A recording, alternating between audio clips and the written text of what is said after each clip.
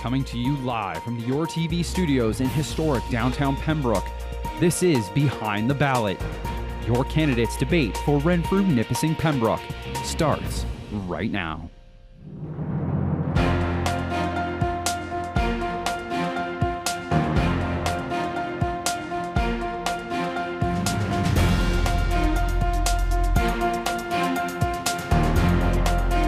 And now your host for the evening, Peter Emon.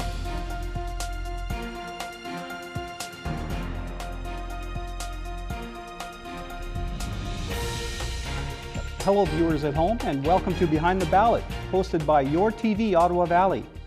I'm your moderator for this debate, Peter Emon. We'll be hearing from candidates wanting to be your Member of Parliament representing Renfrew Nipissing Pembroke. The topics covered in this debate will be the ones important to you and to our community. They are the questions you would ask if you were standing in front of our candidates. Our format in this debate will be straightforward. We will start by reading a bio on each candidate, and he or she will have a chance to talk about themselves and their political goals in their 1-minute opening statement. Afterwards, I will pose a series of questions to each of the candidates.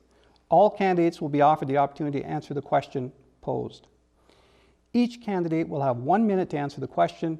If they should mention another party or candidate or leader of another party in their response, then the other candidate has a chance for a 30-second rebuttal.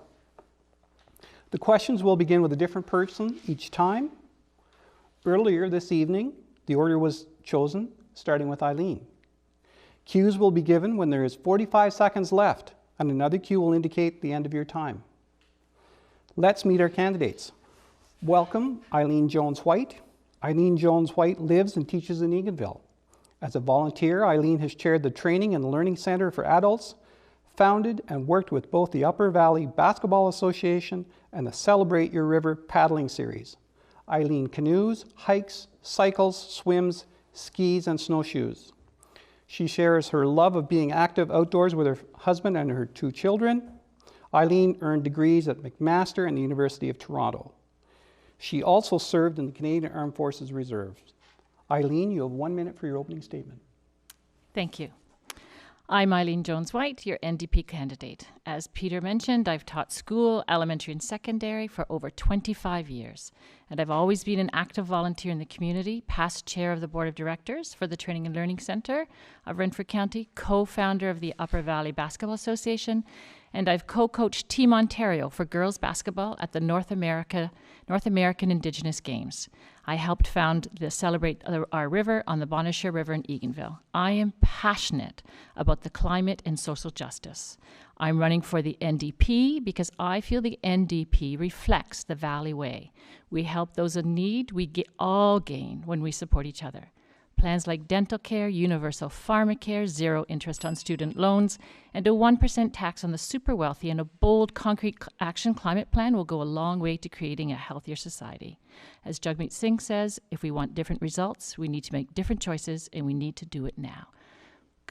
Vote NDP. We're in it for you. Thank you. Welcome to the studio, Ian Pino. Yes, please. Thank you. Ian has lived in Pembroke for the past 17 years, working as a full-time professor and programming coordinator at the Pembroke campus of Algonquin College, training professional guides for the adventure tourism industry. He currently sits on several boards of directors and/or committees, focused on sustainability, stewardship, and active living issues. The next logical step for Ian seemed to be getting involved in solving the ongoing climate crisis that has emerged. Ian, you have 1 minute for your opening statement. Hello, Quay. My name, as Peter said, is Ian Pino, and I'm honored to be the Green Party candidate for the riding of Renfrew Nipissing Pembroke. Having lived and worked in the riding since 2002 as faculty at the college, I feel I have a fairly significant grasp on issues both nationally and locally. I would also like to acknowledge that we are privileged to be here on the unceded territory of the Algonquin First Nation, Miigwech. The decision taken by the organizers to not have all 10 candidates running in this election on stage tonight is, in my opinion, regrettable, as they are an interesting and knowledgeable group with a wide range of ideas that voters should have access to. So a shout out to the remaining 5 candidates in the race. That being said, the number of candidates willing to step forward demonstrates the heightened level of concern with the present system and our sitting Member of Parliament. I'm asking constituents of Renfrew, Nipissing, Pembroke to vote once again, as you did in 2000 election, for a monumental change to take us forward into the era of a new green economy. The Green Party of Canada offers citizens that chance. Thank you. Thank you. Welcome David Ainsworth. David was born in Pembroke, raised at CFB Petawawa, and his family are long-standing residents of Eganville and now Renfrew. David has spent his career as an entrepreneur, primarily within the manufacturing sector with special focus on consumer goods. He and his wife Linda have owned a hobby farm while living in the Eganville area, and for the past 20 years have been restoring a heritage home in Renfrew. As a founder and co-founder of the Need to Know Speaker Series, ideas and opinions have always been of keen interest to David. David, you have 1 minute for your opening statement. Fellow citizens, my name is David Ainsworth, and I am the candidate for the People's Party of Canada. I'm a fourth-generation resident of the Valley, and I'm certainly very familiar with this region. My wife and I raised our family in the Eganville area and on a hobby farm, and after 22 years moved to the beautiful town of Renfrew. Linda was an educator and I an entrepreneur with special focus on business startups. 2 of these businesses grew to over 100 in staff. Lessons learned during my career will serve me well in future efforts to create jobs in our region. So why am I running? As a traditional conservative, I feel this country and this riding are going down the wrong path. The globalist agenda of the past few decades seems out of control, and the unity of our nation as we know it is at risk. The mainstream parties created this situation and will not solve the problem. We need a new party with principles and policies that put Canada first. The People's Party believes in small government based upon the principles of personal responsibility, freedom, respect, and fairness, and I believe in the People's Party. Thank you. Thank you. Welcome to the studio, Cheryl Gallant. Cheryl followed her heart to the Upper Ottawa Valley soon after graduating from university over 35 years ago. Active in her community as chairperson of the City of Pembroke Downtown Development Commission, Cheryl's community participation included membership with the local Canets chapter. Prior to winning elected office, Cheryl was the Chief Administrative Director in a family-owned small business professional practice with her spouse, Jamie. Her work-life balance includes her most important responsibility, mother to 4 daughters. Cheryl, you have 1 minute for an opening statement. My name is Cheryl Gallant. I'm your candidate for the Conservative Party of Canada. I'm asking for your vote to continue to represent you in the Parliament of Canada. Being a successful member of Parliament takes hard work and cooperation. Together, we scrapped the long gun registry when our opponents said it could never be done. Together, we fought successfully to get the Chinook 450 Tactical Air Squadron situated in Petawawa, training next to the troops who need to be carried by them. Together, we put forth a new vision for the nuclear industry locally. And today, the Canadian Nuclear Laboratories remains one of the largest employers in the Valley. For continued success, vote Cheryl Gallant to be your Member of Parliament in Renfrew, Nipissing, Pembroke. Thank you, Cheryl. Welcome to the debate, Ruben Marini. Ruben has lived in Renfrew County for 30 years with his wife Laura and their 2 children. He learned the value of hard work from growing up in a farming community and obtained his engineering degree while working full-time after completing his military service. Ruben achieved leadership roles with Atomic Energy of Canada and with the Canadian Nuclear Safety Commission.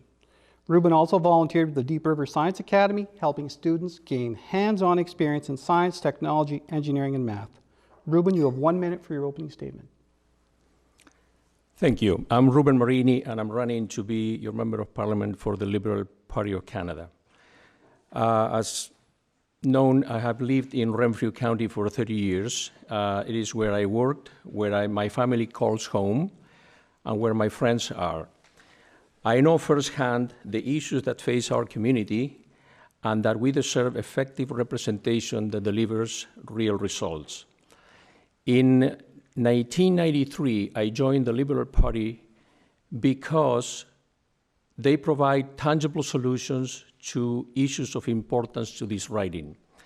The Liberals share my view of investing in Canada and in Canadians. Growing up in a farming community, I learned the value of hard work, Being reliable not only in my word, my professional work experience have taught me how to influence decisions at the right level to bring real benefits.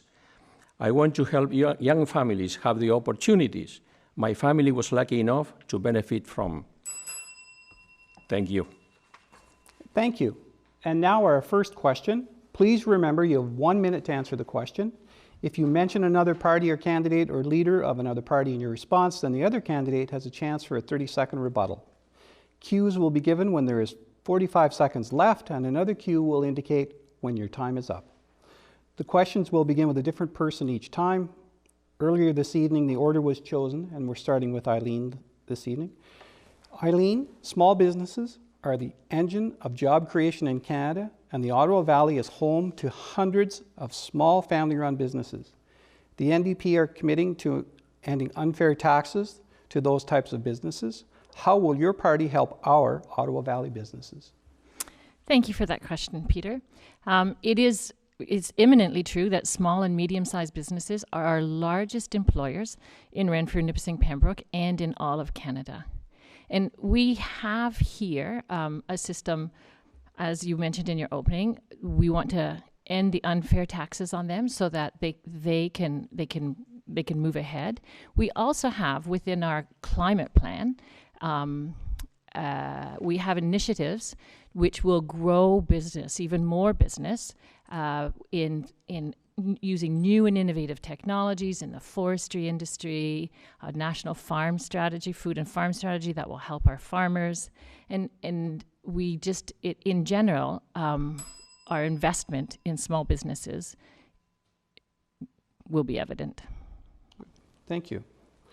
Ian, on the topic of investing in post-secondary education, the Green Party claims that we need to reevaluate the approach to funding post-secondary education and skills training. How will your party reinvest in the system? The Green Party proposes to flip the equation on its head, essentially. Right now, we're burdening our young people, our soon-to-be professionals, with huge amounts of debt on the front end of their careers where they don't have huge earning potential.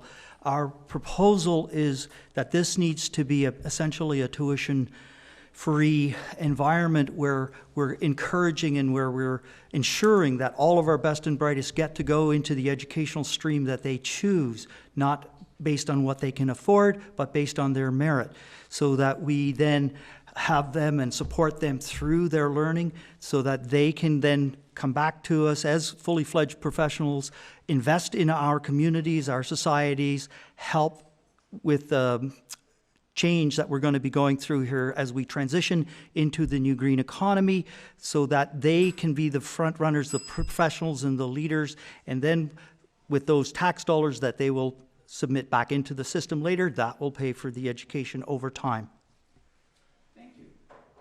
You are watching Behind the Ballot on YourTV. We'll be right back after a short break.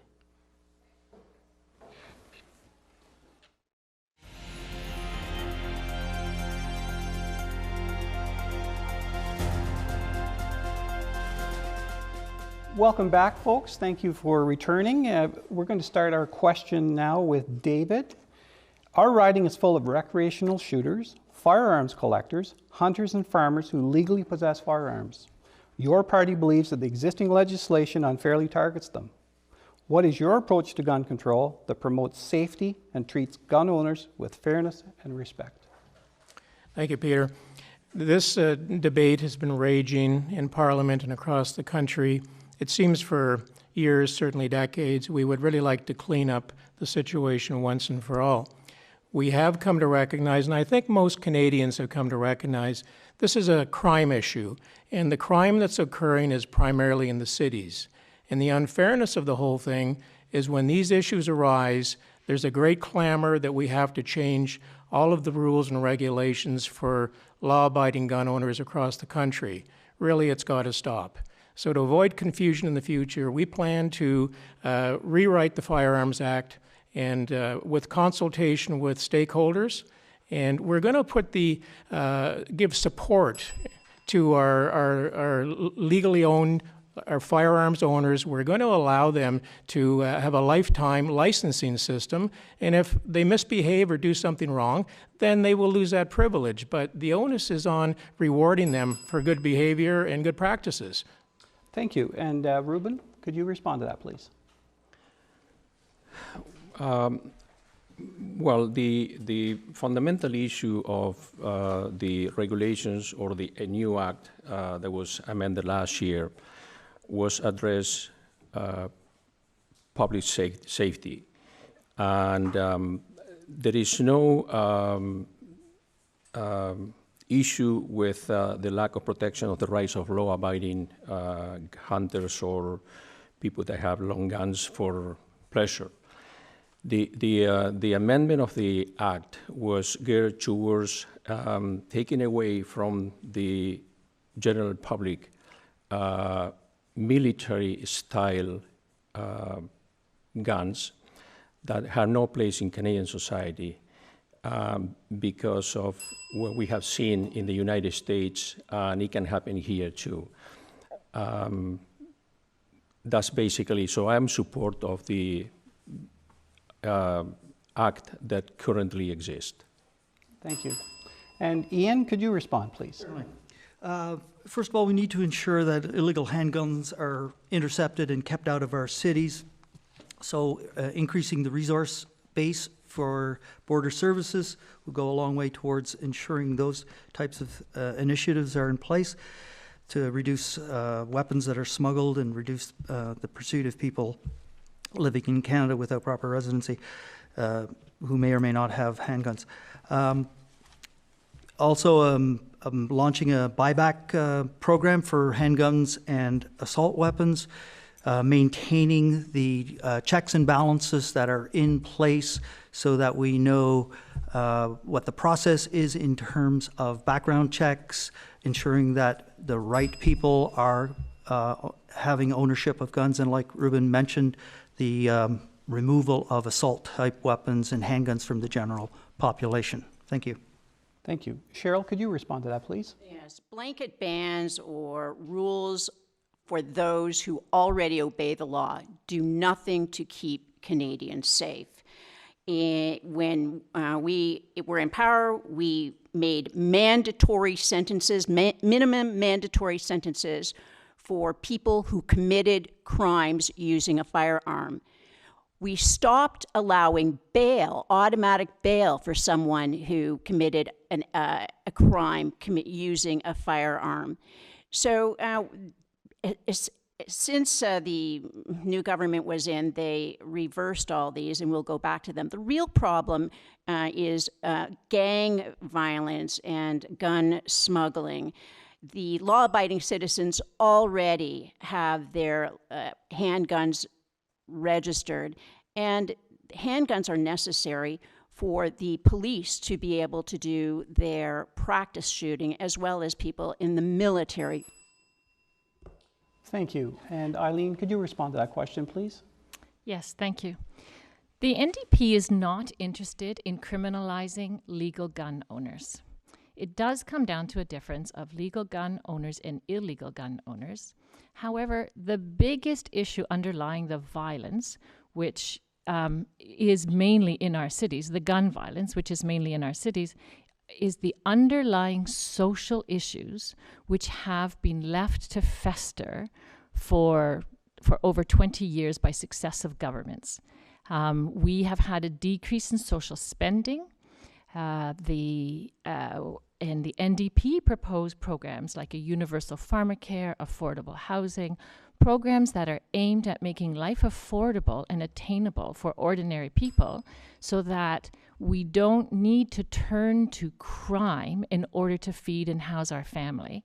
And by taking care of these underlying social issues, we will go a long way to taking care of the violence and the crime that's behind the illegal guns. Thank you. And this next question will be led off by Cheryl. With an ever-aging and increasing population in the Ottawa Valley, how does your party plan to tackle the lack of affordable housing for seniors? Affordable housing. So, First of all, we're going to leave more money in the pockets of seniors so that they can pay for their rent. Namely, we'll start off with the carbon tax, which increases the price of everything. Next, once you're in a home, you have to pay for heat. We will make life more affordable by taking off the GST from heating bills. For seniors in particularly, we will implement another $1,000 added onto the age tax credit. And for each individual, that would be $1,000. And what it means for a couple, for example, that they would receive $300, or rather keep $300 each year. As well, we will reduce the rate of taxation for the smallest bracket and open up more disposable surplus federal land so that developments can be built, because we have a true housing crisis for seniors in the Ottawa Valley. Thank you. Eileen, could you answer that question, please? Yes, more and more seniors are finding themselves in poverty and in isolation, and housing is a major issue. It takes up so much of the budget. And when we talk about our lowest earning seniors, our lowest earning Canadians, we need to remember the disparity that is in our country that has increased. 50% of Canadians own 6% of the wealth. The seniors. So we in the NDP are looking at retrofitting homes to make them more energy efficient, make them more comfortable and less expensive for seniors to live in. We will, instead of offering you your money back after you've paid it as a tax, our social programs like pharmacare and dentacare, they will keep the money in your pocket up front. And so with our programs, which will benefit all Canadians, that's how we plan on making life better for seniors. Thank you. David, could you answer that question, please? Like all the challenges facing consumers and businesses, it's a matter of addressing the economic realities of our area and our country. So we plan to really unleash the economic forces through a number of mechanisms. We also know as a party that a lot of time it's reducing costs is the only way you can put more money in people's pockets. So things like the carbon tax is not moving in that direction. So we've got to cut regulations and needless rules that are holding back consumers and individuals. We got to cut taxes to the individual. The answer is not always what will government do for you.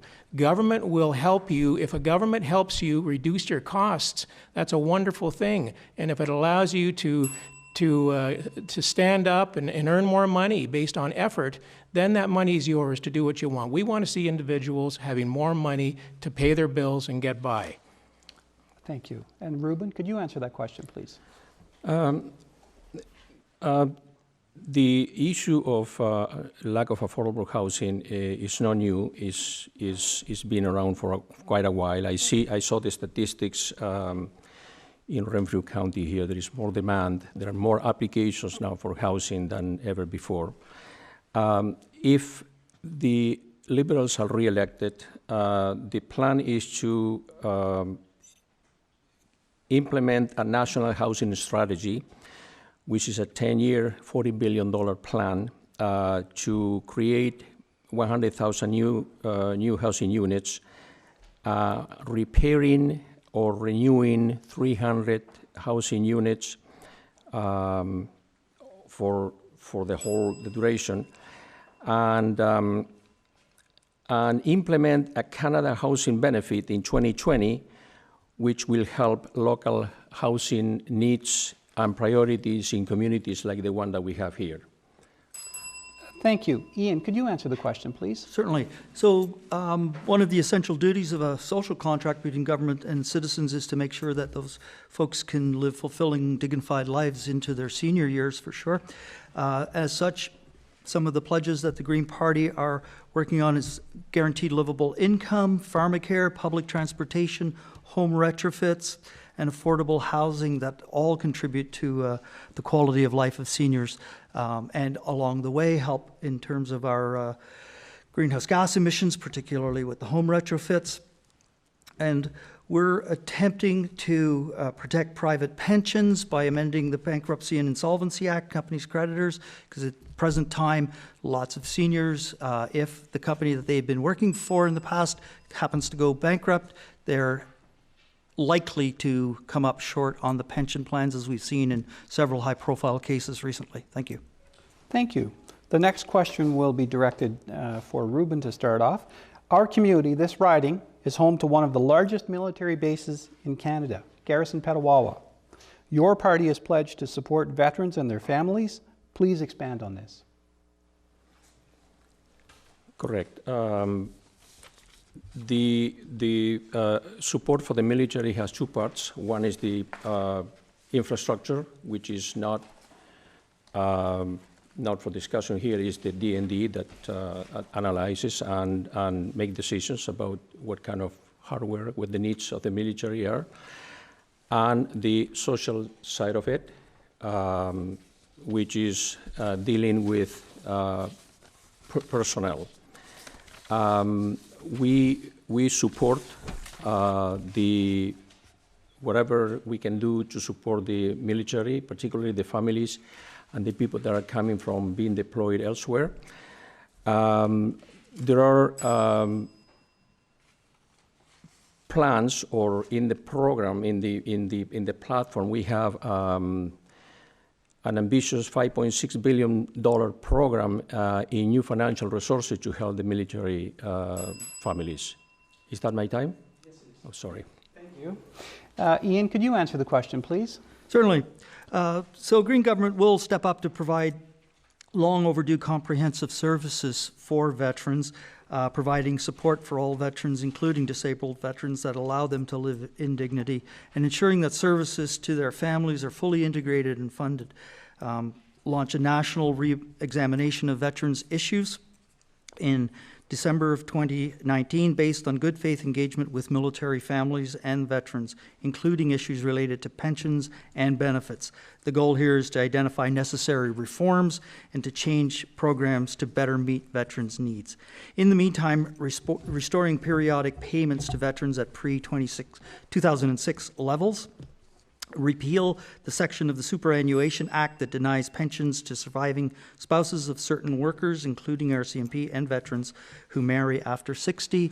So those are some of the highlights of a plan that's well-founded and ready to go. Thank you. And Cheryl, could you answer the question, please? Well, under the previous government, the backlog in claims for veterans ballooned to 40,000. Will enshrine in law a military covenant between the government and veterans so that the claims process, it runs smoothly. We'll clear the backlog within 24 months.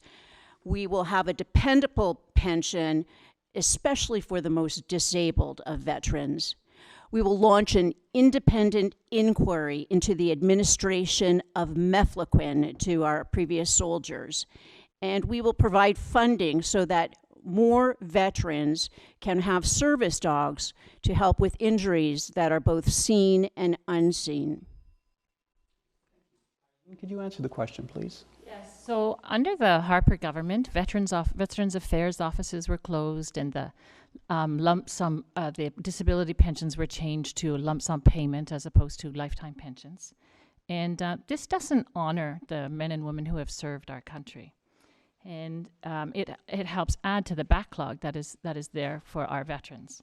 So one of the things that the NDP would do would be to increase the number of caseworkers so that there's a caseworker for every 25 veterans to decrease the backlog so that they can get their access to what their benefits at a more timely manner.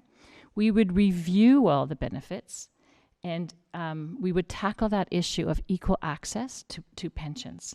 It's very important that we ease the transition for veterans into civilian life, and we would provide expand education benefits, caregiver allowances to help our veterans ease back into civilian life as well.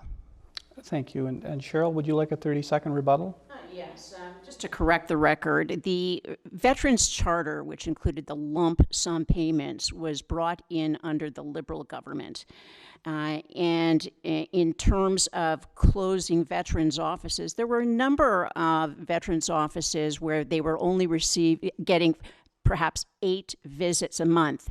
In those situations, the officers, counselors, helpers went to the veterans' home so they didn't have to travel.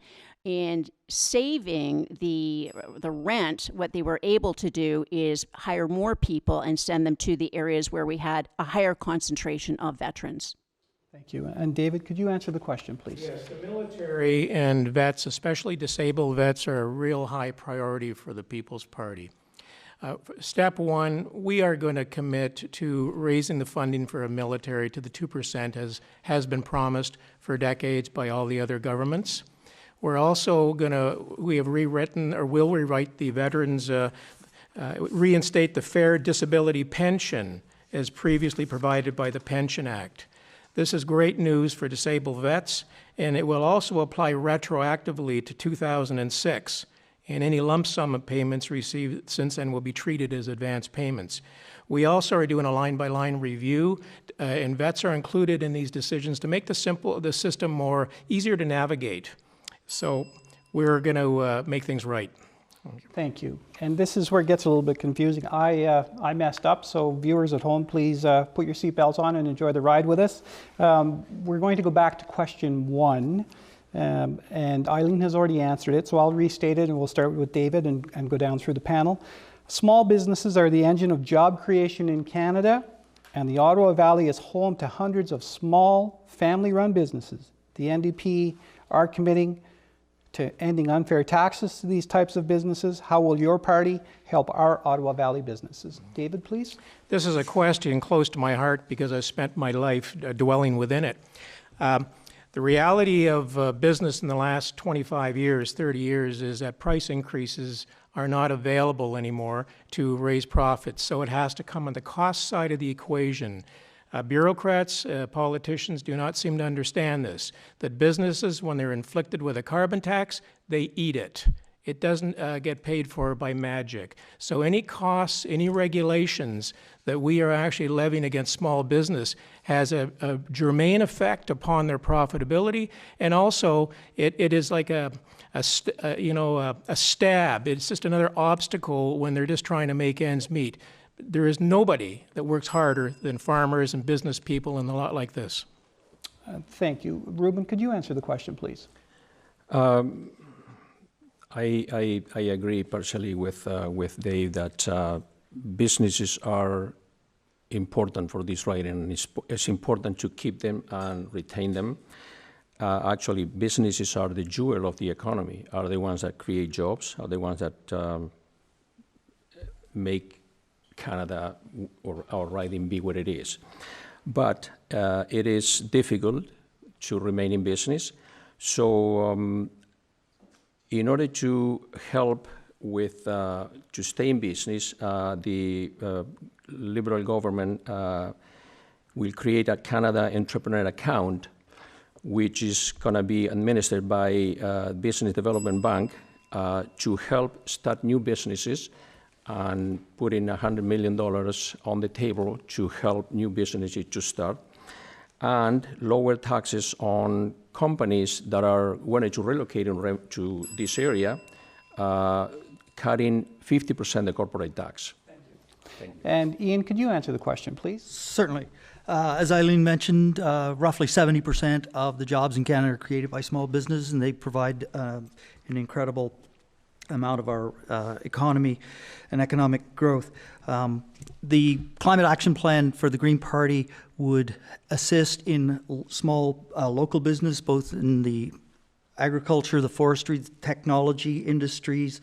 Alone, our national retrofit of buildings and houses, etc., would create an environment where small businesses increase their hiring, increase the number of people that they've got, the amount of contracted work that they're exposed to and available for them to access.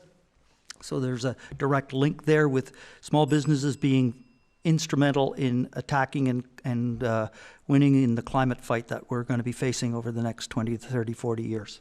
Thank you. And Cheryl, can you answer the question, please? Local businesses will remember the town hall meeting I had 2 summers ago when the government tried to sneak in huge tax increases on small businesses. So together we were able to hold them off for a while. But we will repeal Trudeau's tax increases on small business investment.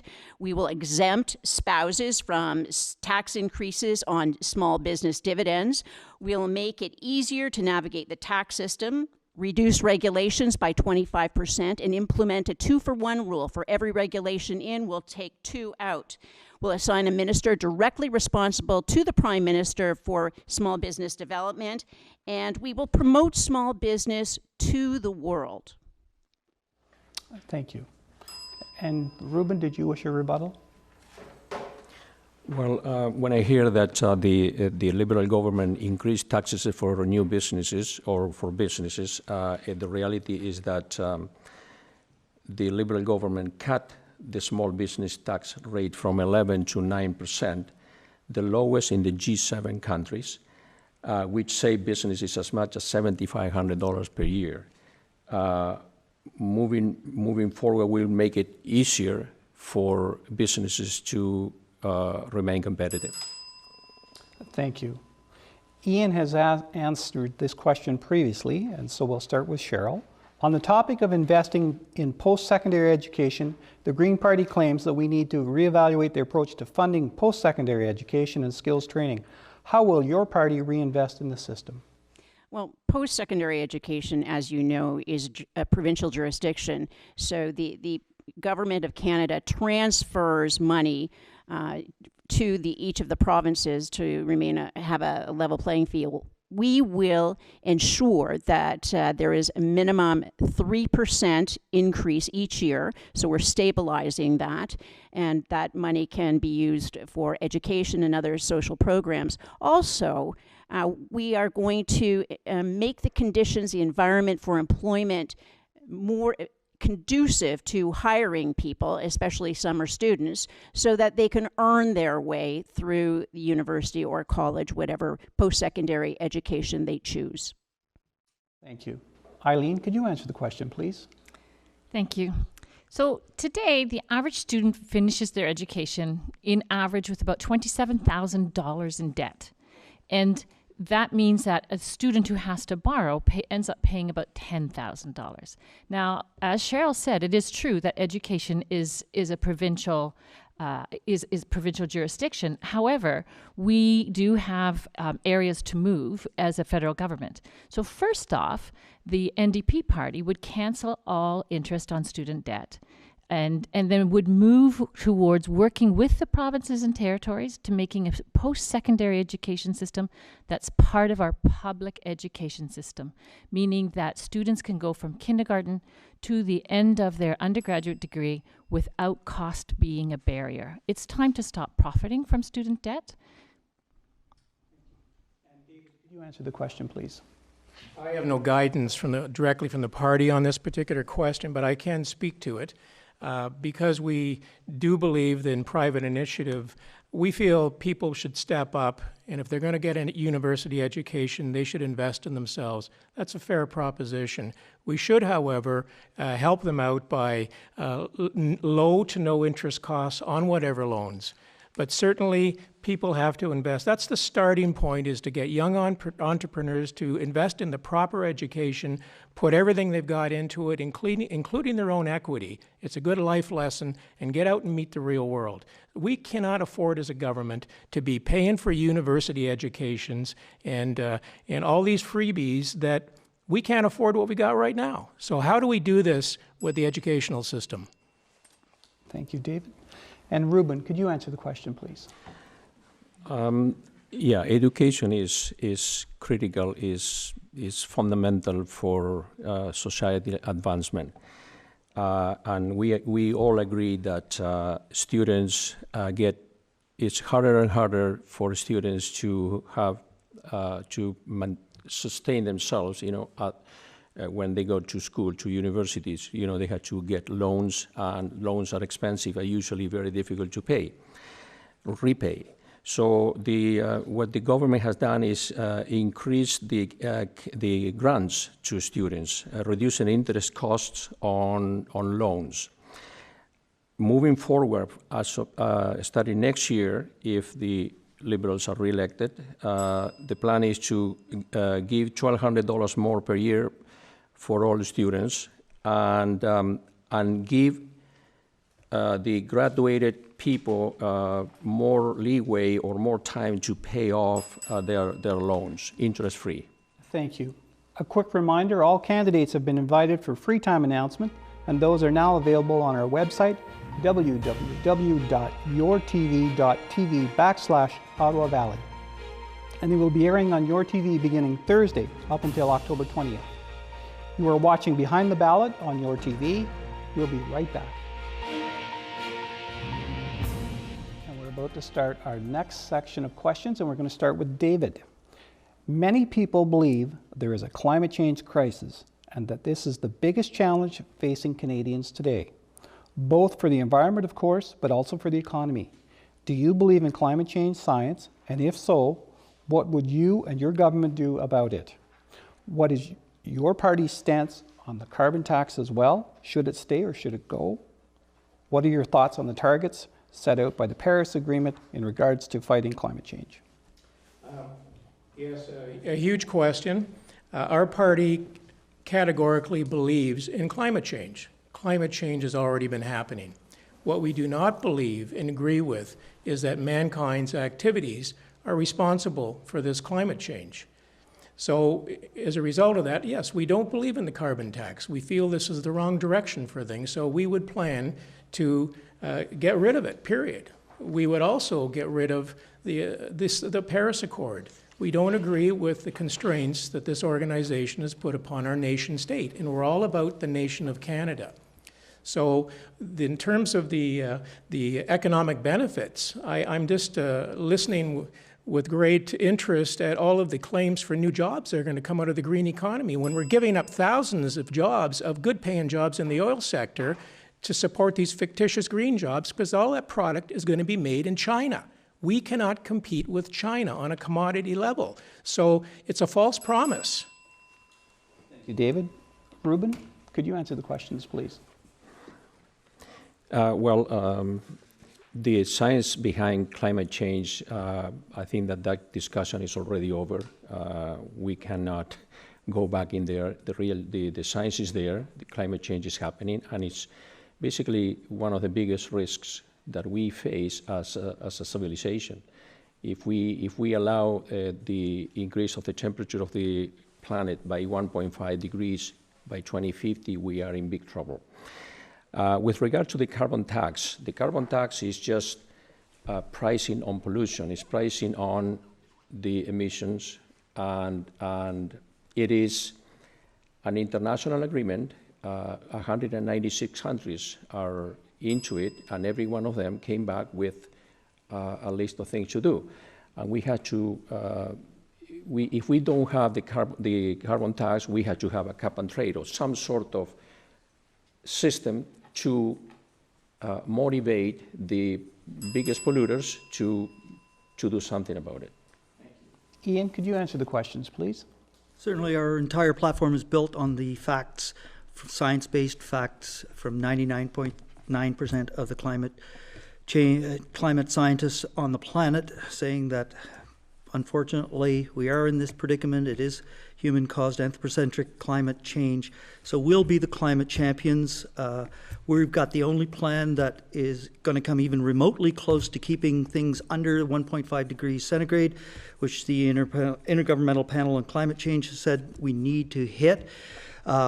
We will have a team of Green MPs in a minority parliament likely that will shift Canada's target to something that actually makes sense. So 60% of our emissions reduction by 2030. That's the only way we're going to ensure that our children have a viable climate, a viable planet to live on over the next 50, 100, 200 years. Yes, thank you. And Cheryl, could you answer the question, please? Yes. carbon tax and all these other cap and trades, they're simply paying for permission to pollute. They're a tax plan, not an environmental plan. We'll put forth a real plan. We believe in technology, not taxation. Emitters will be required to restrict their emissions to limits, and if they can't, they will have to put in the technology to stop the emissions. We'll also implement the Green Homes Tax Credit over 2 years. So for a minimum of $1,000 up to $20,000, if you make improvements to your home to make it more efficient, environmentally wise, you'll get a tax credit up to $3,800 a year. And you can do that 2 years in a row. Thank you. Eileen, could you answer the questions, please? Yes. Climate change is real. The rate of change in our climate is higher than ever before. There are fluctuations over the history of the planet, but man is playing a large role in it, in climate change, and it's time that we need to do something about it. So the NDP plan will meet the Paris Agreement. We do have in place a carbon reduction incentive program.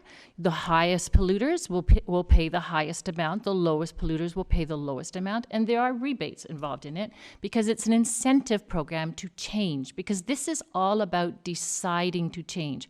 So yes, there will be local jobs because you make the political decision to retrofit buildings, to have energy efficient new buildings, to have public transit, to incentivize zero-emission vehicles. You make those decisions, and then you fund and incentivize them so that they build our local economy, they provide safe jobs, they give affordable housing.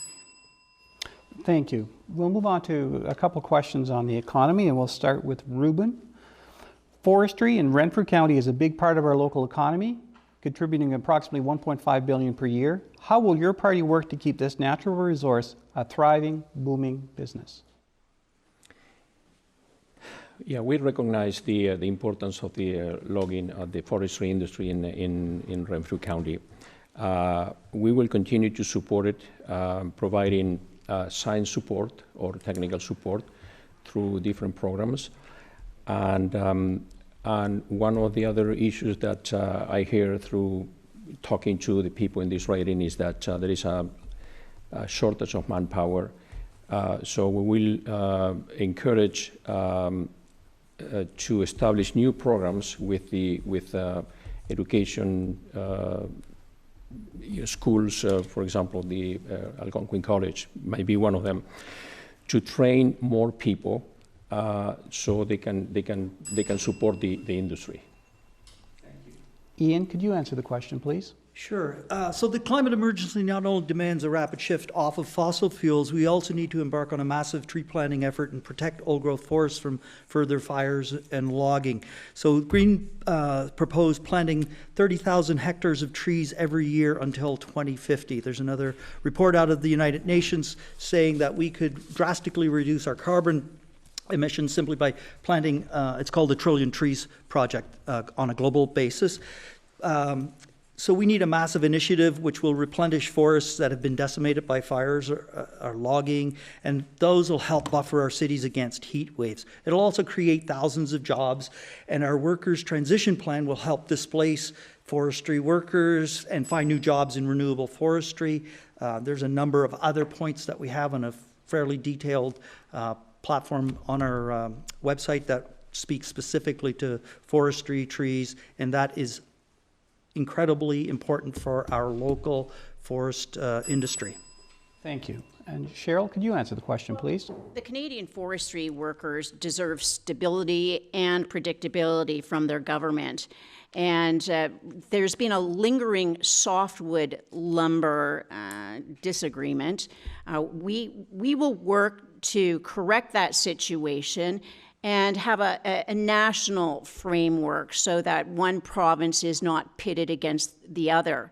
In fact, in Renfrew County, the Algonquin forestry and all our lumbering industry have the model for sustainable forestry for the world. For every tree harvested, 3 are planted. In fact, in some instances, we actually have a surplus. So we'll continue to negotiate and ensure that there's a fair system in place for our forestry workers. And of course, they tell me the carbon tax is putting them out of business. So we'll have to get rid of the carbon tax so their costs are reduced. Thank you. Eileen, could you answer the question, please?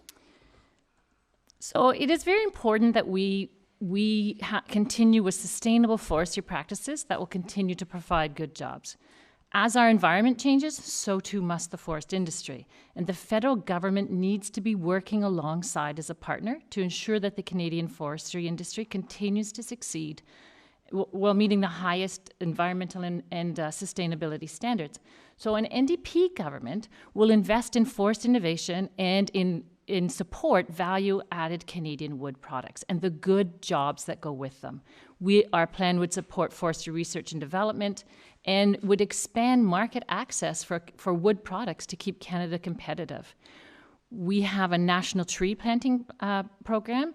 We need to boost reforestation efforts for climate resilience as well as to ensure the sustainability of our forestry sector.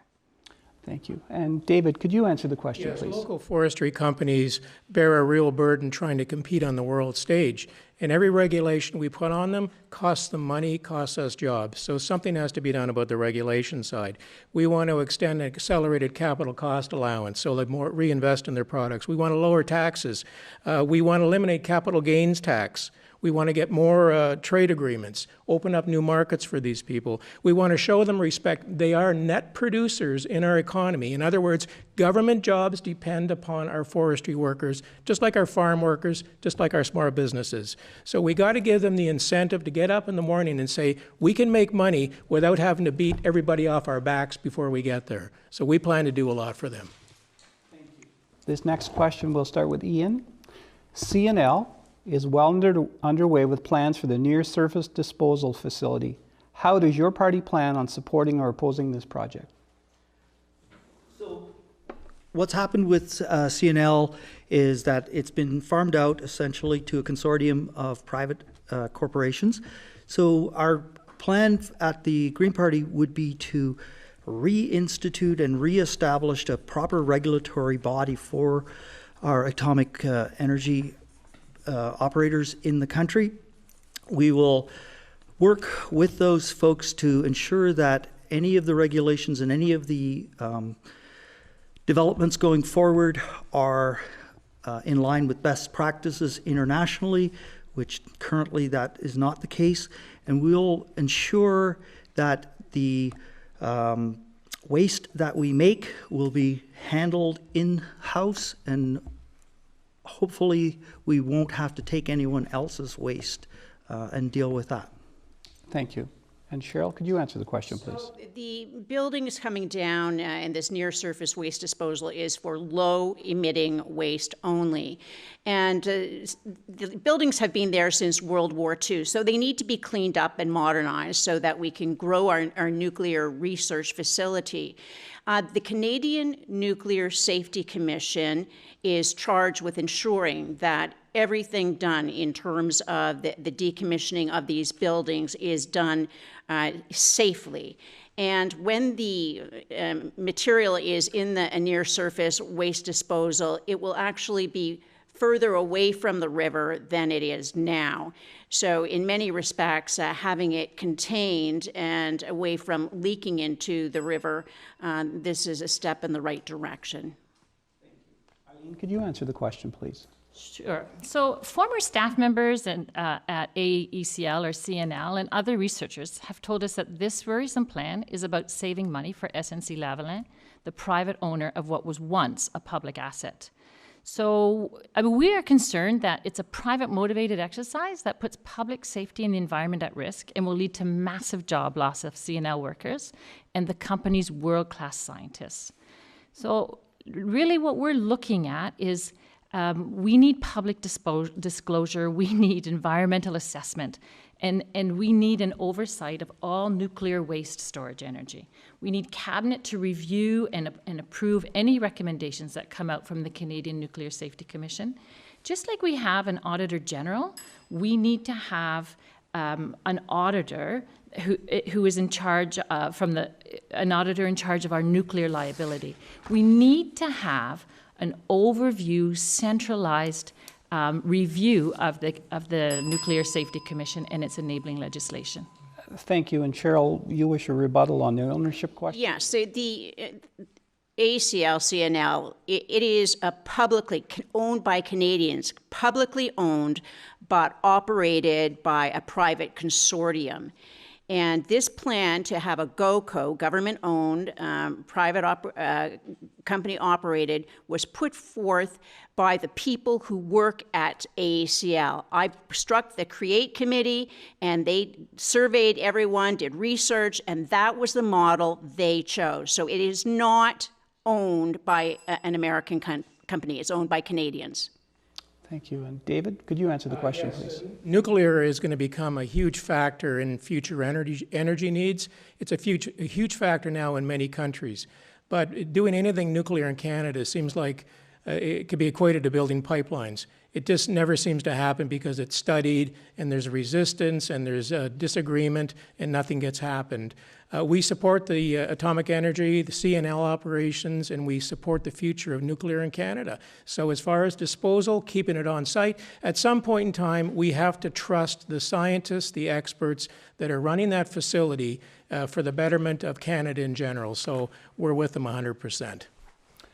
And thank you. And Ruben, could you answer the question, please? Yeah, the project, the near surface deposit, NSDF, it's one project that this company proposed to build, and it was submitted to the regulator, the Canadian Nuclear Safety Commission, and it's in due process. The process includes a very thorough review by technical people at the regulator, and also includes public consultation. Everybody has the right to send in their comments on whether they're okay or they're against. And right now we are in the middle of that. There is a review process, and it's not up to me to say whether it is right or wrong. It's just we have to follow the due process. Thank you. With that, we'll move to healthcare. And this first question will be directed at Cheryl, and then we'll move through the panel. What are your party's plans to strengthen or expand public health care? Okay, so once again, Peter, as you know, the delivery of health care is provincial in nature. What the federal government does is transfers money to the provinces.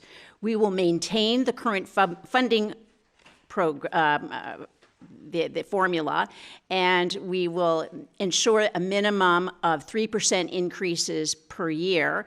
And we'll also put $1.5 billion into replacing a new imaging machines, your CAT scans and your MRIs, so that illness can be detected earlier and a better chance of curing overall. We'll also develop a national framework for autism so that there's a more level way of dealing from province to province, especially when people move and having to deal with children with autism. Thank you. Eileen, could you answer the question, please? This is a key point in our plan, because we have Canadians. It is true that medicine is a provincial jurisdiction, but as the federal government who does the transfers, we have a role to play in how medicine and how Medicare is delivered to Canadians. So I mistakenly said Medicare there, and that's because as an NDPer, we are the party that brought you Medicare. We will also bring you a universal pharmacare program in 2020. We have so many people who are making choices between paying for their prescriptions or other housing, food for their family, etc., and their health gets worse, and we charge the government more by going to the hospital. We will also decrease wait times at hospitals, and more important, well, equally as importantly, a dental plan. So we will give you coverage from head to toe. Thank you. And David, could you answer the question, please? Yes, PPC has taken a totally different approach to healthcare. For one, we're going to change the format where the feds, where we normally contribute 18%, or $40 billion a year, we're going to pass the tax points over to the provincial governments. They're going to administer their own provincial programs, and certainly there will be coordination with the feds to make sure things are running efficiently, but provinces will make their own decisions rather than the feds telling them what to do. The provinces then can report directly to their voters, and they will decide whether they're doing a good job. The other thing we're going to insist upon is stop looking at the U.S. as the model. Let's look to Europe, where they have single-payer governments, and they're also allowing private-public supply of services. It's been going on for decades. It works in Europe. It should work in Canada. Let's just do it. Thank you. And Ruben, could you answer the question, please? The government plans to invest $6 billion over the next 4 years to support a stronger Medicare and public health care system.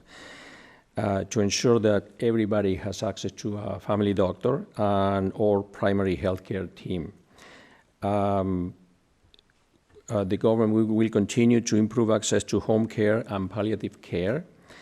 And the big plan is for next year to start working towards the implementation of a national universal pharmacare, which will have very big changes in terms of access to prescription drugs and the cost of medication. And it's going to enlarge the pool of medication to make more coverage put it into the plan. Thank you. And Ian, could you answer the question, please? Certainly. So climate change is the greatest threat to human health in the 21st century. That's a quote from Dean Walsh, Ontario's Public Health Association Executive Director in August. The World Health Organization stated, climate change is the greatest challenge of the 21st century, threatening all aspects of the society in which we live. So therefore, the Green Party is looking at restoring the federal provincial health accord based on health transfers on demographics and real health care needs in each of the provinces. Expanding a single-payer Medicare model to include pharmacare for all and dental care for low-income Canadians, create a bulk drug purchasing agency and reduce drug patent protection periods, and a number of other specific things that will help us have a healthcare system that will be responsive and attentive to all of our Canadian needs. Thank you. This next question, we'll start with Eileen. Immigration. Recent discussions regarding immigration and refugees entering Canada have moved from closing off our borders to suggestions and comments on lowering the number of accepted refugees. On the topic of refugees and immigrants, what does your party propose? As a child of immigrants, someone married to an immigrant, immigrants are a net gain to the country. And, you know, we have within our platform, we have plans which will enable faster family reunification plans, will help our immigrants contribute to the economy by improving foreign credential recognition, and we will do our fair share to welcome refugees who are fleeing violence and persecution. These are not people who are coming these are not people that we need to worry about what they're going to do to us. These are people that we need to look at, how can we help the lesser among us? How can we help those who need help? Thank you. And David, could you answer the question, please? Yes, PPC has, again, a very different policy on immigration. We believe in immigration, but we don't feel the country has really managed it very well. And part of the problem is right now, 46% of Canadians feel that we are accepting too many immigrants into our country and they're not being integrated and supported properly. So it's not fair to the immigrants, it's not fair to Canadians. So what we're planning to do is reduce the numbers to 150,000 maximum, and we want to make sure we put more focus on economic immigrants, so that they come over here, they can get jobs. They fill needs that are there at one time, at the same time. So they have hope, they pay their bills, and then you don't have other people saying, well, they get favored status, because that's just not fair. As far as illegal immigrants, that are crossing the border, we're a law and order country. We have to clean that matter up, and we have to ensure that anybody coming to the country passes, certain requirements, understands what they're getting into, and does it lawfully. Thank you. And Ruben, could you answer the question, please? We support immigration as a need to grow a multicultural society, but they grow also the economy. To address one issue that Canada has, that is a low birth rate, and the aging of the population. That is, like in Renfrew County, we have 20% of the people that are older than 65. To bring in new skills that we don't have, and we don't have it, or we have in short supply. In terms of dealing with illegal immigration, we had to address that issue, but we shouldn't bundle that with the immigration that is sponsored and is managed by the government of Canada through the embassies throughout the world. Thank you. Ian, could you answer the question, please? Certainly. So we've got to review our immigration policy, establish the demographic imbalance escalating to the point where our younger generations now will be required to bear the burden of supporting our aging populations. We need immigration. We need probably more immigration than we're having, and we need to fix the system that we have in place. There's a number of different avenues for immigrants to enter Canada. Economic immigrants is a good category. However, we also have, and are going to continue to have, and will have more climate refugees, which are a totally separate category of people entering our country. And as the climate change continues to impact certain areas more than others, we, being one of the lucky countries in Canada that will probably not see as much impact over time, will have more and more demand placed on us, and we need to be ready to welcome those people and use their skills and abilities to help us meet that challenge and the opportunities that are going to be afforded through climate change action. Thank you. And Cheryl, could you answer the question, please? Yes, we're going to restore fairness, order, and compassion to our system. We'll promote private sponsorships so that families have a community to help them navigate through the system. We'll emphasize economic immigrants and stand up for families to ensure that spouses and children are reunited. We will provide language training so they'll be better able to integrate into society. And credential recognition. We'll prioritize those who are going through persecution and victims of atrocities. We'll end the illegal border crossings by closing the loophole in the Safe Third Country Agreement. And that will ensure that people are going through the system properly rather than trying to skip the lineup in the queue. Thank you, everyone. We're going to move to a topic now that's impacted our neighbors and friends this year, the 2019 flooding. During the spring of 2019, and we're starting the question with David, hundreds of people along the Ottawa River and surrounding waterways were subjected to the highest water levels seen in over 100 years. Discussions about inquiries into what happened to cause such devastation have been circulating in our community. How is your party going to support those who were affected? From what I understand, the local municipalities on Quebec and Ontario side, they're reviewing just what exactly happened. And we need this information as soon as we can get it, but we need to know that the information is accurate, because a lot of decisions are going to have to flow from there, no pun intended. So we need the scientific data on what exactly happened. If it was a human and equipment error, it kind of simplifies the issue, because then compensation will flow from that to where it should. If, however, we find out that this is a matter of adaptation to the new realities, that we're going to have more of this, then a number of other questions arise that are and every one of them is complex. Like, how do we respect private property rights? How do municipalities provide services to property owners that wish to remain, and who compensates who? What happens if no insurance is available? Is this a one-time deal or ongoing where payouts are happening? Lots of complex questions that affect people within this riding. So let's get the science right and go from there.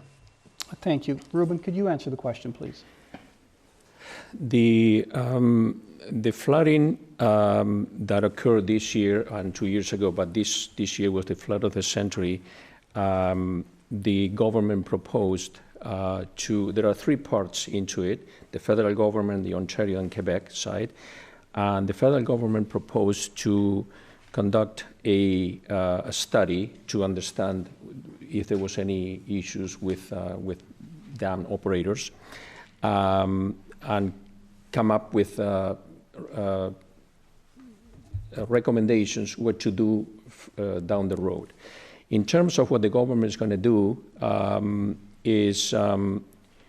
because a lot of people didn't have insurance or the insurance was not enough, it's going to create a low-cost flood insurance program to assist to these people, and finish off the mapping of the floodplains using the latest technology, and help. Thank you. Ian, could you answer the question, please? Certainly.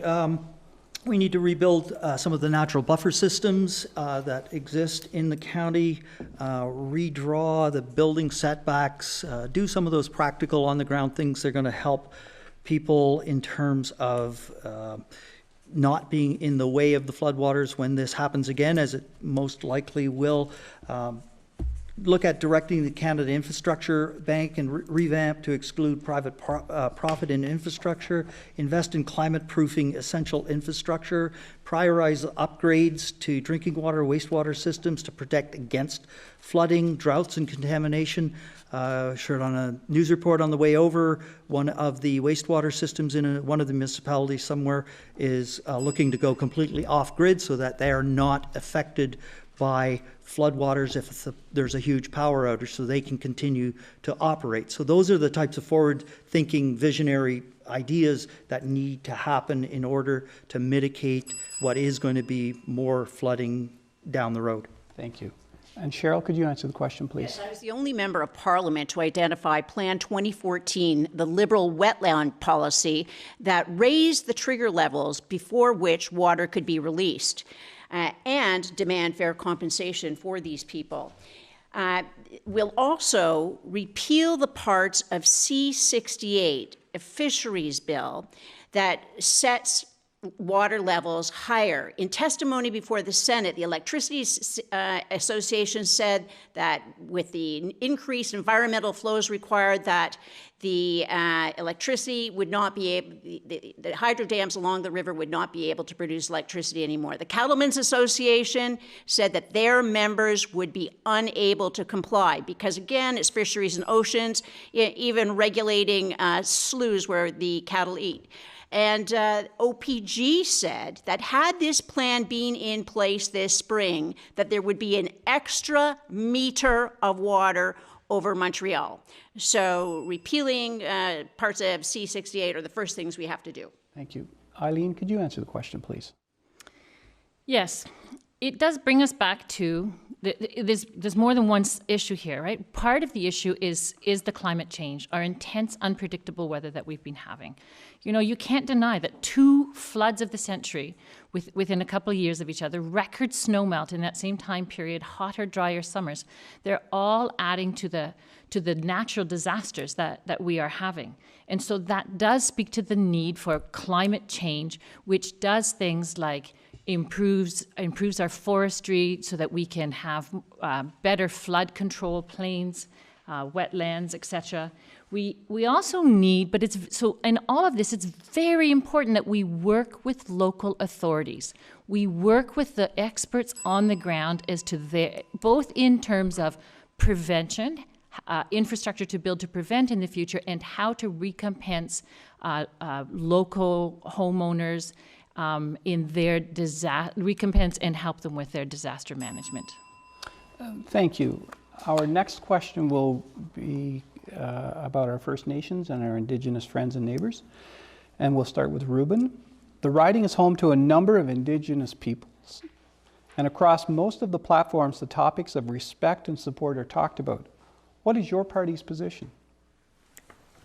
Keep on engaging and supporting the Indigenous communities in this riding, and helping them in any way the government can. And one of the provisions of the there are in the infrastructure in the Canada Infrastructure Plan, there is a provision to allocate resources to help Indigenous communities in our riding to improve their infrastructure, particularly regarding housing. Thank you. And Ian, could you answer the question, please? Certainly, we have profound legal obligations to reconcile and provide restitution for colonial displacement of our First Nations people so that they can become contributors and net contributors to our overall economies. So living up to our obligations in terms of trees and land claims, respecting Indigenous sovereignty and self-determination, cultural revitalization and healing, health and wellness on Indigenous lands, the most prominent of those, the one that's gotten the most media attention, at least, being the clean water issues and many of the reserves and First Nations communities in our country. So taking the time and the effort to consult and to finance and to fund those types of projects so that they are on an equal footing and can be legitimate contributors and self-determined in their efforts to continue their culture. Thank you. And Cheryl, could you answer the question, please? Yes, well, the Conservative Party supports the reconciliation process with the Indigenous peoples. We want to implement real, measurable improvements in housing, health services, and good quality drinking water. It was Prime Minister Harper who first acknowledged publicly with our party the great injustice and horrors of the residential school system, and he issued the formal apology in Parliament. Among the other achievements were providing property rights to women on reserves and ensuring that there was accountability for the funding that was provided to the band councils. Thank you. And Eileen, can you answer the question, please? Governments cannot pick and choose whose rights they uphold and whose rights they don't uphold. Canada's relationship with Indigenous people needs a new direction. I mean, the UN has called out our treatment of First Nations, Métis, Inuit people as a violation of human rights. As an educator, I have seen the effects of intergenerational trauma. We, as the NDP, are committed to working on a true nation-to-nation relationship on reconciliation, recognition of Indigenous rights, and equal funding. Lovely words about water rights and environment are just words. People need safe housing. They need clean drinking water. They need access to health care. We need to close the education funding gap for Indigenous children. We need to move on this action. As Jagmeet Singh said in that interview a little while ago, if this were happening in Toronto, if this were happening in Vancouver, we wouldn't be asking why we're doing it. Thank you. And David, can you answer the question, please? This is Canada's most complex issue, and it's not going to be resolved anytime soon. However, one thing we would like to see happening, and a number of people would, is getting rid of the Indian Act. But that's going to take decades. So what we have to do is look at working with First Nations as partners within the solutions, and I like the concept of off-ramps. Give them bits and pieces to get involved with, that they're doing it under their own steam. And their examples are out there, the First Nations Land Management Act and the First Nations Fiscal Management Act. These are examples of what can happen when you get First Nations involved, but we got to get private ownership. One of the it's not about throwing more money at this. It's a matter of using our money more effectively. So when you have 623 bands and some of them have a couple hundred people. You cannot put in the services that we get in the South. So the First Nations people are going to have to look at some kind of amalgamation of services because they don't have the scale to support and maintain the infrastructure that they need. So we got to look at this from a different angle. Thank you. A quick reminder, all candidates have been invited for a free time announcement, and those are now available on our website, www.yourtv.tv/Ottawa Valley. And they will be airing on Your TV beginning Thursday up until October 20th. You are watching Behind the Ballot on Your TV. We'll be back in a few minutes. Welcome back, and thank you for rejoining us. Our next question is about energy, and we're going to start with Ian. Ian, how important is the building of oil and gas pipelines to the future of Canada's energy sector and the economy of Canada? Currently, we have adequate pipelines to move our domestic product inside of our country. And given the climate crisis that we're facing, we need to gradually wean ourselves off of fossil fuels. So the Green Party would not support new pipelines. We will continue to use what we have, obviously, to ease that transition and to smooth that transition out, along with a number of other initiatives to help transition workers out of the oil and gas industry. But essentially, the time of fossil fuel economy is coming to an end. People like Mark Carney stating publicly that our remaining oil reserves need to stay in the ground, and advising banks and investors to reallocate their investments in fossil fuel initiatives. Thank you. And Cheryl, could you answer the question, please? Yes, Canada has enough oil and gas to supply itself. It's just a matter of getting it across Canada. We don't need to have oil and gas from Saudi Arabia or anywhere else in the Middle East or Venezuela. What we're going to do is put forth an energy corridor across Canada. And what this means is getting approvals for the pipelines in this corridor in advance, and also negotiating with our Indigenous people in advance as well. So every time a pipeline looks for approval, it's not stop, delay, get another approval. It'll all be pre-approved, and that way by 2030, Canada can be energy self-sufficient. Eileen, could you answer the question, please? Yes. So the NDP, we also see that it is time for us to move towards a net carbon-free to carbon-free energy. And we will not, we have the pipelines that in Canada now. We will use this time to move towards developing new and innovative technologies that are carbon-free. And that means things like interconnecting the power grid, developing smart grid technology. The Climate Bank will support made-in-Canada manufacturing of renewable energy components and technology. It's time for community-owned and operated clean energy projects. Not only good for our energy, but good for our economy, good for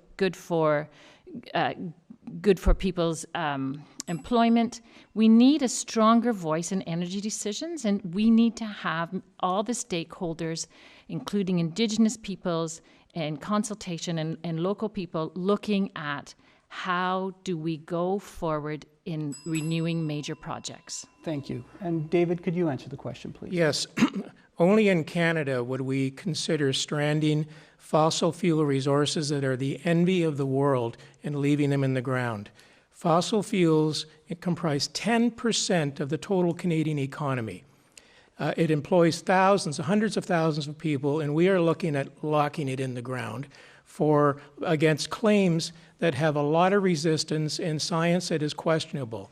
Most countries see growth in fossil fuels. Canada should be sharing in this. Canada should be generating wealth from this. So whatever pipelines that companies want to build and can fund and can get through the regulatory processes, we're going to support, because our social programs and our whole economy, a good chunk of our economy, depends on it. We can't just shut them down and say we're going to go to solar and wind. It doesn't make any sense. Thank you. And Ruben, can you answer the question, please? Yes, the issue at hand here with the Trans Mountain Pipeline is just transportation, is not production. Until now, all the energy, 99% of the energy products produced here are sold to the United States at a discount. So the idea of the Trans Mountain Pipeline is to find other markets that you can sell your products at a better return. The alternative was transport those products by train, which is unsafe. It is costly. It has a bigger carbon footprint, and it doesn't change the equation because the products are already in the ground and they're already produced, and all you need is just to transport them to a new market. Thank you. We're going to change topics to housing, and we'll start with Cheryl. Housing is one of the biggest expenses for most Canadians and an important building block in the development of any healthy community. How does your party plan to tackle affordability of housing, preventing homelessness, and maintaining housing stability in our riding? Everyone's dream of owning their own home should come true. Right now, there's a severe housing shortage, as everyone knows, and what we'll do is fix the stress test so that young couples building their first home or buying their first home can qualify for a mortgage. Also, for first-time home buyers, we'll increase the amortization length from 20 years to 30 years. We'll also have an investigation into the money laundering in the real estate industry, and we will make surplus federal land accessible to developers so that there are more homes to be able to be built. Eileen, could you answer the question, please? Thanks for this question. Affordability is a key platform a key plank in our platform, because there is nothing more important to people than having a place to live, but finding a home that you can afford that fits your needs is becoming more and more challenging especially for young families and seniors in Canada. The New Deal for People, the NDP platform, will make a real difference. We will create 500,000 quality affordable houses across the country. We have announced a plan to supply immediate relief to renters that will help them now with their rental costs of up to $5,000. We will reintroduce the 30-year mortgage and double first-time homeowners tax credits to $1,500. It's time to make housing affordable for Canadians. Thank you. David, please, could you answer the question? This is another one of those huge areas where we're talking multi-billions of dollars to solve, and it's very questionable how much of a role the federal government should play. They've done it before, and they got out of it for reasons, all of which everybody's forgotten. It's a supply-demand situation going on here. If there's more housing that needs to be built, what type of housing? They've got to use a better utilization of the land resources in the city area, but maybe even more important, we need to get people coming out to the rural areas, the smaller communities around these centers where land and everything is available and service costs are lower. We've got to lower taxes for people so they can make their own decisions on what is affordable and what is not. So there's a whole number of things that have to be done, but cutting costs to every consumer is vital, and the governments cannot solve this problem. Thank you. And Ruben, could you answer the question, please? Yeah, particularly for young people, it's an issue to afford the first house. So the government is going to move forward with a new first-time home buyers incentive, which takes up to 10% of the price of a home, and increasing the value of a qualifying home from anywhere $500,000 to $800,000, particularly in big cities. This way, deferring or putting this incentive into new buyers addresses two issues. First, the affordability, so people can, particularly young people, can afford to buy their first house. And second is increase and boost the construction, which is the largest segment of the economy. Lastly, the government plans to introduce a tax on vacant houses owned by non-Canadians, non-residents. Thank you. Ian, could you answer the question, please? Certainly, as David alluded to, federal incentives for purpose-built housing, rental housing, were eliminated in the 1970s, and we now face a national shortage of affordable housing and a growing problem of homelessness and housing insecurity as a result of that. The Green Party would advocate for direct investments by the federal government, legislate housing as a legal protected fundamental human right for all Canadians and permanent residents, appoint a minister of housing to strengthen the national housing strategy so that it actually meets standards of affordable housing, increase the natural housing co-investment fund by $750 for new builds, and the Canada Housing Benefit by $750 for rent assistance for the 125,000 households. Also, initiatives in financing to make it easier for people to get that first home and get started on saving us some health care costs which result from homelessness and a lack of affordable housing. Thank you. We're going to go to another question, and we'll start with David, please. When you go door to door in our community, what is the biggest or loudest issue you are hearing about, and what do you answer? Debt. The debt we're carrying right now seems to be the biggest single issue. Also, just dissatisfaction with the way politics is done in the country, the infighting that's going on, promises made, promises not kept. You know, these are things, of course, immigration is certainly something. They want to see some sanity return to that. But overall, I would say debt. And for sure, is it really fair for us to pass this $700 billion plus obligation onto our children and onto our grandchildren?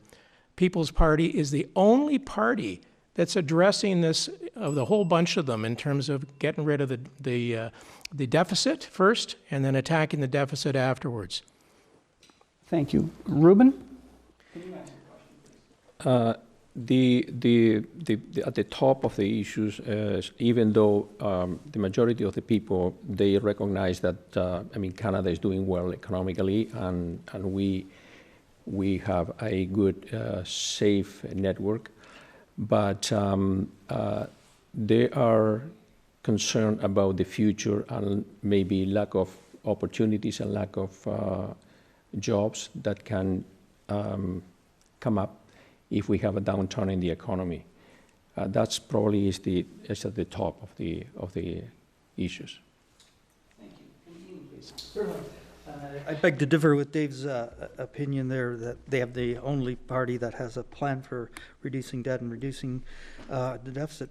However, that's not the question. The question is around Renfrew County, what is the most pressing issue? And I classify that into three things: economy, jobs, and the environment. And those things are all interconnected in an inextricable way. And we need to get to a point where we recognize that we need to change. We recognize that we're transitioning out of one economy into a brand new economy. That means more opportunities, more jobs, more economic growth, and it's also, just by the way, good for our environment, and we don't have a planet B. David, you'd like to rebut that, please? Yes, the People's Party has stated categorically that after 2 years of being in power, we will have the debt, we will pay off the deficit. Now, from what I understand on the Green Party side of things, that there is no plan to repay at this point in time. In fact, there's another 20 to 40 billion being added on. So I'm not quite sure what you mean by that. Thank you. And Cheryl, please. Well, I get two main things at the door. That's the question, right? The first is, you helped me. You helped me get my Canada Child Benefit. You helped me get my employment insurance. You helped me get my old age guaranteed income supplement.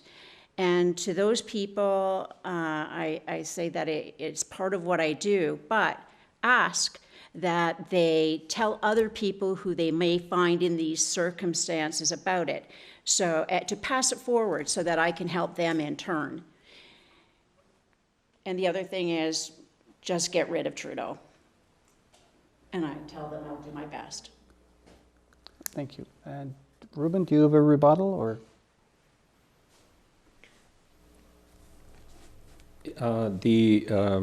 Those benefits that Cheryl was referring to are welcomed by a lot of people, and they were passed by the Liberal government in 2016, and it has been a great success. 9 out of 10 families have been helped by the Canadian Child Benefit. I cannot comment about her desire to get rid of Trudeau. Thank you. Eileen, could you answer the question, please? What I hear from people is overwhelmingly climate change and then the repercussions from climate change. So it is important for people to understand that the NDP is serious about climate change and always have been. We have committed to meet the Paris Agreement, and we have committed to meet the Paris Agreement in a way that will improve affordability for everyday Canadians. We will incentivize new and innovative technologies that will create new jobs where we live. And the other thing that I hear that comes up with social justice is there are so many Canadians who are tired of first past the post and thinking that their vote doesn't count. And we are committed, the NDP, to proportional representation so that everybody can be part of our society. Thank you very much to all of you for your very complete answers to all of our questions. We're at that time of the evening where we're moving to closing statements. Each candidate will have no longer than 2 minutes, going in the reverse order of opening statements. And first up is Ruben.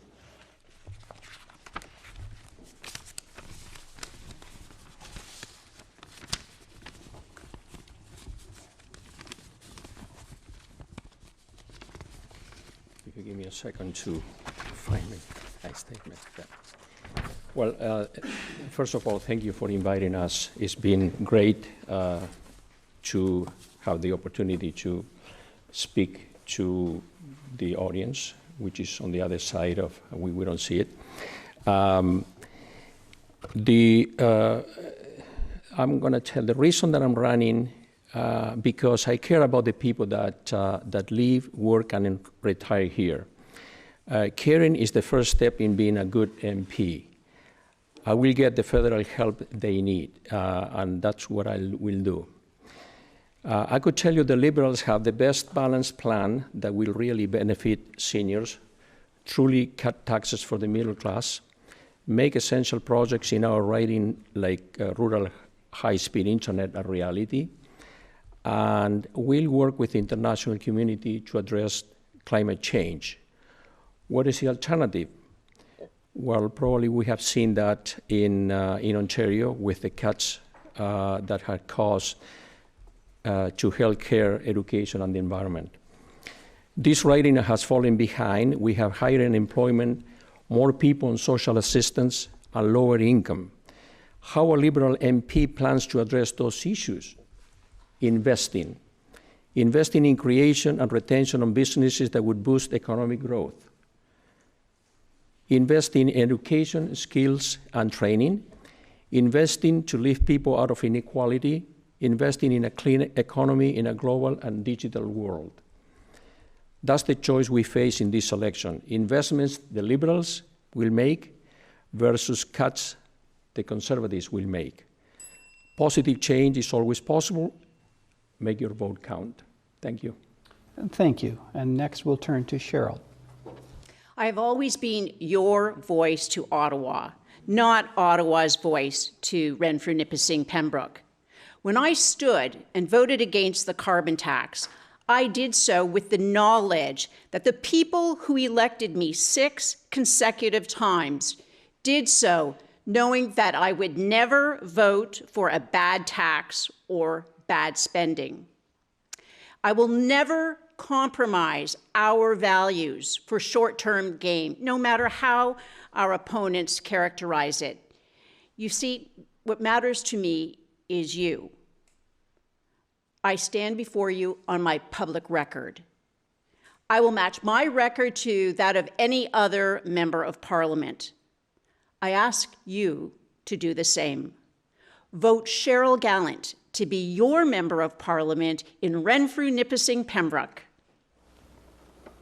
Thank you. And David, please. The People's Party of Canada believes in the nation state and will always put Canadians first. We're not out there buying votes with billion-dollar promises. We're looking at ways to genuinely cut costs and save Canadian taxpayers money. We are doing politics differently. That was our promise. I am running in this election for two reasons. The first is to bring about a new direction in Ottawa with a traditional Conservative party. And the second is to bring about a change in representation for this riding in Ottawa. A vote for the PPC can make this happen. Thank you. Thank you. And Ian, please. Certainly, just to clarify a couple of points, consistently the conversation tonight has referenced carbon tax. Technically, if you're looking at this is carbon pricing and rebate. It's not included as a line item in the Liberal government's policy, as far as I know, and people are actually getting that money paid back to them, particularly people on the lower end of the scale. As I mentioned earlier, Mark Carney talking about the inevitability of climate change pushes us to look and respond and react to that climate change and bring about a whole new set of opportunities that are presented to us. There's never been a time in our history when we've changed economies and lost jobs. There's always been more. There's been more jobs, there's been more economic activity, and I see no reason to think that this will change at this point in time. Cheryl talked about her records sitting in Parliament, and I understand she's one of the longest serving members. However, some of her actions in Parliament, including being the only person to vote no to the Paris Climate Accord, sort of tell me that she and the party aren't ready to go forward into this new era, into these new opportunities, right? There's an element of climate denial that will keep us held back here in Renfrew County. So as previously stated, the Green Party of Canada offers citizens of Renfrew, Nipissing, Pembroke a chance to be on the cutting edge of this transition to a new green economy. Sections of our platform outlining this are well laid out. I encourage people to go look at the platform, compare it to others, see that there are things in there for everyone, and we're attempting to make this planet livable for our children and grandchildren. Eileen, please. As an active volunteer in the community and a teacher of over 25 years, I've seen the struggles of families trying to get by on so little. And I've often seen young children who need supports that just aren't there for budget reasons. And sometimes their family needs supports too. They're not there for budget reasons. These children and their families to whom we deny the supports when they're young, they cost us as a nation so much more as adults. There's a lot of talk about money and economy, but we need to talk about investing in people, about evening out the distribution of wealth. We're not talking about tax cuts that give your family $100 and the rich $50,000. We are talking about a tax on the super wealthy. If you have a wealth of over $20 million, we would increase your taxes by 1%. This would bring in $7 billion in the first year alone. Environmental degradation. We have experienced a lot of extreme, unpredictable weather lately. The Liberals are moving slowly. in the right direction, but they are moving too slowly in the right direction. It frustrates me that when in government, the conservative government, they did nothing to protect our planet. Nothing is a little strong, but there were environmental rollbacks after environmental protection rollbacks, just as their counterparts have done in Ontario as soon as they've gotten into power. What we need with this redistribution of how we do government is we need plans like dental care, universal pharmacare, zero interest on student loans. We need to vote for what we want in Canada. Don't vote against. We need to vote for. Let's dream big. Vote NDP. We're in it for you. Thank you. Well, 2 hours have gone very quickly, and thank you to everyone. And it's time to wrap up. And thank you to the viewers for joining us for the debate tonight. We hope it helps you decide who to vote for in the upcoming election on October 21st. YourTV Ottawa Valley will have coverage here on election night beginning at 9:30 p.m. Thank you to the candidates for joining us tonight and also for taking the time to let your names stand in the election. It is a full, intense time for you, and we appreciate your efforts on behalf of our community. Renfrew, Nipissing, Pembroke has been very well represented here this evening. Tonight's debate will be broadcast on our channel until October 20th and also available on our website, www.yourtv.tv/Ottawa Valley. All candidates have been invited for free time announcement, and those are now available on our website, www.yourtv.tv/Ottawa Valley, and will be airing on YourTV beginning Thursday up until October 20th. We appreciate you, the viewers, for watching tonight. Thank you. Please vote.